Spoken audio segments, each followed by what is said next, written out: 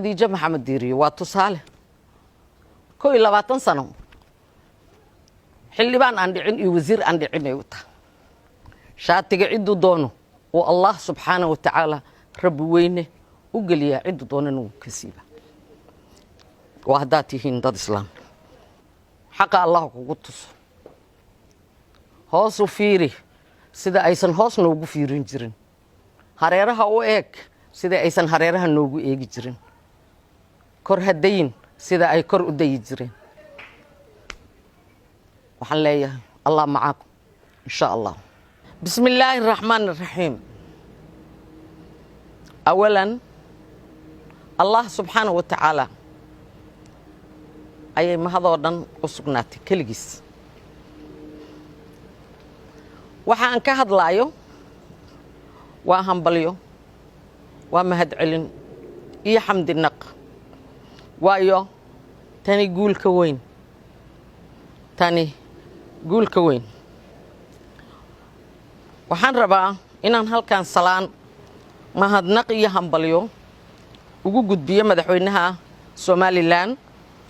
mudane Muuse Biixi maadaama Somaliland doorashadii isku sidkaneed ee ka dhacday ay ahayd lana dhihi karo oo xaqiiq ah xor iyo xalaal waxaan salaan hambalyo iyo mahadnaq u soo jeedinayaa gudoomiyaha xisbiga wadani hogaamiyaha xisbiga wadani oo ahaa xisbigii uu ku tartamay xildhibaan abukaato barqad jaamac batuun oo soo hormariyay murashaxnimadiisa mudane Ciro mahadsan dhammaan guddiga doorashooyinka Somaliland iyo gudoomiyahooda ayaan u mahad celinayaa sidoo kale waxaan hambalyo iyo bogaadin u dirayaa ciidamada amniga iyo shacab weynaha Somaliland oo isku duuban oo xaqiijiyay in ay deegaankooda nabad qab ugu naaloodaan amniga ka jira Somaliland qofkii libinta xaasida xaashay ama fiicna waxaan qirayaa Somaliland in ay mudan tahay ku dayasho iyo in wax laga barto waxa ugu horeeyo waxaan leeyahay Soomaaliya iyo Somaliland markaan nahay waxaan kaga dayasho mudan in tirakoob la helo xuduudaha na la og yahay deegaanada iyo dadka oo markaas kadib lagu xaq dhowro inta badan na ay ku ilaaliyaan inta yar muwaadiniinta ku dhex nool in looga daydo xeerarka qeexaya iyo qawaaniinta loo dejiyay oo si dhab ah loo dabaqo waxaasoo dhan waxa ka weyn in diinta islaamka ay yaqiin ku tahay dadka mas'uuliyadda sheeganaya oo kale Soomaalida inteeda kale oo muslimnimada iyo islaamnimada sadkoodu yahay haddana waxaad og tahay in Allah subhanahu wa ta'ala oo bini aadamkiisa oo dhan wada karaameeyay laguna kala fadli badan yahay cibaadada ama taqwada waayo Allah subhanahu wa ta'ala dadkiisa waxay ku kala fadli badan yihiin cibaadada cid kale miyaa hadda kaa sugi karta marka inaad adigu kabaha u qaado jawaabtu waa maya inta marka aan sii guda galo Soomaaliya waxay raadinaysay 30 sano ee burburka qaran burburku dhacay dimuqraadiyad cod iyo qaf axsaab iyo xisbiyo tiro badan mana ogola deegaanadooda in la istiro koobo ama la saxo xuduudaha. marka arrimahaasi dhankeen Soomaaliya iyo Somaliland markaan dhaho Soomaaliya mustaxiil soo uma eka in cod iyo qof si dhaqsi ah lagu gaaro. dimuqraadiyaddana waxa ayba ka tahay afka baarkeeda iyo wax in lagu raadiyo.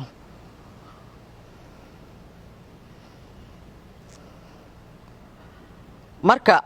waxaan leenahay Somaliland waxaad xaqiijiseen maanta idinka dimuqraadiyad dhab ah. iska daa wax kale doo Soomaaliya qoondo dhibic 5 ah ayaa matalaad ahaan loogu qiimeeyay, welina way ka dhaadhici laadahay inta foodka isku maqoonaysa. beelaha Barqad Jaamac Batuun xildhibaanka qareenka uu ka soo jeedo ma idinla tahay in ayagoo hadda qoondo ay jirto la leeyahay in qof iyo cod wax lagu siin lahaa? 31 sano ee burburkii kadib 4.5 qoondadaas ama kootadaas ayaa ka jirta 21 sano oo ugu dambeeyay laga soo bilaabo 2000 iyo carta. taasaan weli ka dhaadhacsanayn, laakiin annaga aan leenahay iyadoon shilin nooga bixin 5 ku haysana. 31 sano ay jirtay Somaliland maanta ayay si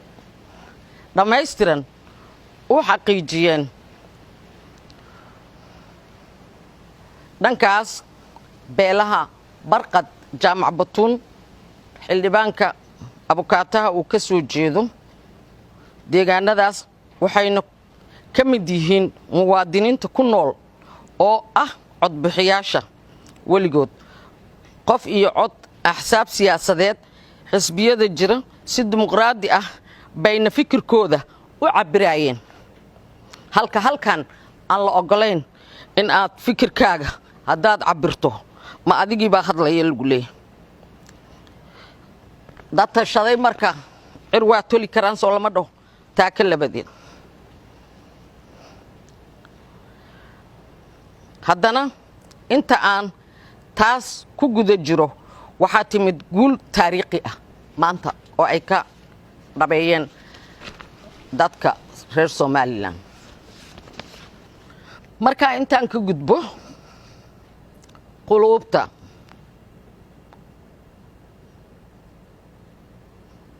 umadweynta ballaaran ee uu ka soo jeedo Barqad Jaamac Batuun waxa aan ka tirtirmaynin iloobina doonin baraarujinta dhabka hadalkii Dr. Maxamed Cabdi Gaboos. waxaanan iloobi doonin culumaa u diinkii Soomaaliya iyo Somaliland ee ducada iyo hoga tusaaleynta dariiqa mustaqiimka ah la dhinac taagnaa xildhibaanka. muwaadiniintii codka siisay u hibeeyey dadka baahiyaha gaarka ah qabay gaar ahaan lixaadka iyo aragga ee Barqad soo garab istaagay. hal abuurkii abwaanadii aqoon-yahanadii mujaahidiintii saxafiyiintii caanka ahaa haweenkii dhalinyaradii waayeelkii dhaqankii suubanaa ee salaadiinta qaybaha kala duwan ee bulshaweynta Somaliland iyo Soomaali ee ku nool Somaliland iyo Soomaaliya iyo dhammaan daafaha wadamada caalamka qurba joogta la garab istaagay dhiirigelinta iyo bogaadinta. ma iloobi doono haddaan nahay haybta ama qolada uu ka soo jeedo barqad jaamac batuun xildhibaanka uu matalo dadka uu barqad jaamac ku matalo guud ahaan taageerida iyo garab istaaga idinkoo u muujinayay tix iyo tiraab hadal iyo howraar san oo dhinac walba taabanaysa gaar ahaan haybtayda reer daami oo ugu horeeyo boqorkayga geeska Afrika boqor Axmed Iimaan iyo salaadiinta kale ee beelaha barqad jaamac batuun uu ka soo jeedo waxaa la gaaray in madaxa cunuga hooyo uu ka soo jeedo haddana ay barqad u codayso haybta dadku ka soo jeedo waa hubaa in loo indhabeeli lahaa ama loo indhabixi lahaa inuu guushaa gaaro barqad jaamac batuun isagaa ka dhabeeyey howraartiisa wuxuu haystaa aqoon diini ah iyo mid maadi ah intii ilaahay ugu talagalay dhiiranaantiisa ayuuna uga dhabeeyey hadafka iyo himilada uu higsanayay